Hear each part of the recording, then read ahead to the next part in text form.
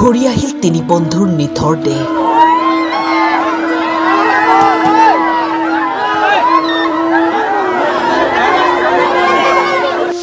কালিলৈকে ফূৰ্তি কৰি আছিল একেলগে। বন্ধৰ দিনাই গাড়ী লৈ গৈছিল ফুৰিবলৈ, কিন্তু মৃত্যু লিখা আছিল এনেকৈ।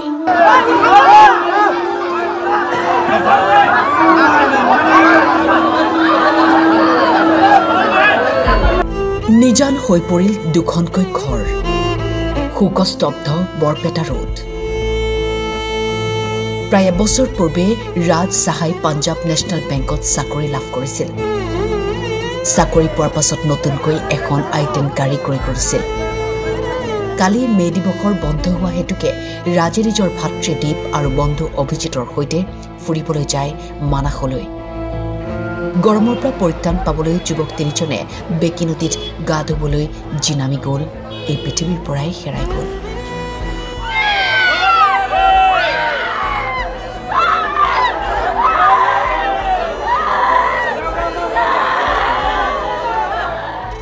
দুই ভাই আছিল, দীপ ডাঙৰ আছিল, ৰাজ সৰু হয়। দীপে পাঞ্জাৱ নেশ্যনেল বেংকত চাকৰি পাইছিল।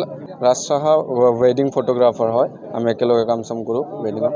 মা দেউতাকৰ কেনে এজন ল'ৰা নাথাকিলে মা দেউতাকৰ কেনে কণ্ডিশ্যন হয় সেইটোতো গম পাবই।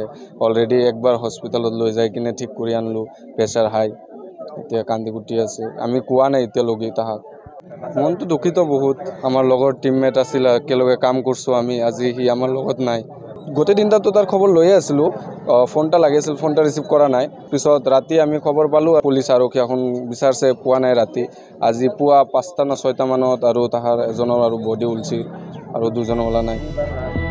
ৰাজ আৰু দীপ দুই ভাই বন্ধুৰ দৰে আছিল।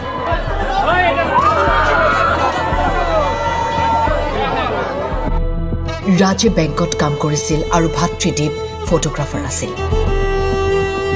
ৰাজ আৰু দীপৰ মৃত্যুৰ খবৰ পাই চিকিৎসালয়ত পিতৃ মাতৃ। শূন্য হৈ পৰিল ঘৰখন। জানিব পৰা মতে যোৱাকালি ৰাজ, দীপ আৰু অভিজিত কৰ্মকাৰে মানাসত ফুৰিবলৈ গৈছিলে। ফুৰিব যাওঁতে কি কালি দুপৰীয়া গৈছিলে 2টামান বজাত। সন্ধিয়া যেতিয়া ৰাতি 7টা পাৰ হৈ গ'ল, তেতিয়া আমাৰ চিন্তা ভাৱনা আহিছিল। তেতিয়া ৰাজৰ দেউতাই মোক ক'লে যে কাঞ্চন সিহঁতৰ খবৰ নাই, এতিয়ালৈকে অহা নাই, ক'ৰবাত চালে অলপ খবৰটো দিবি। তাৰপিছত যেতিয়া ৰাতি 3টা বাজি গ'ল, তেতিয়াও আমি ক'ব পৰা নাই কি হ'ল, কি ঘটনা নহ'ল। সিহঁতৰ ঘৰত আমি আহি বহি থাকিলোঁ।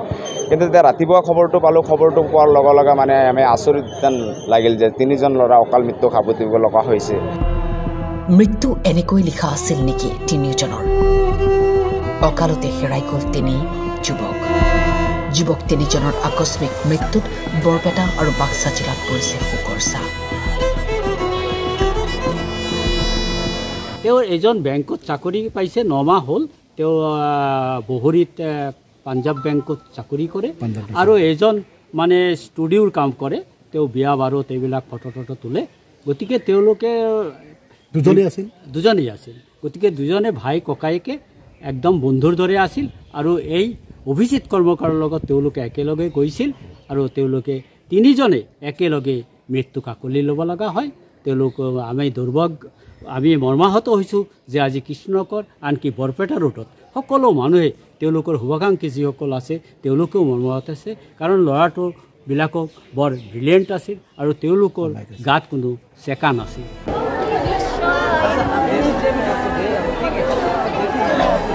সৰ্বভূগৰ পৰা গণেশ চাহাৰ ৰিপৰ্ট, টাইম 8।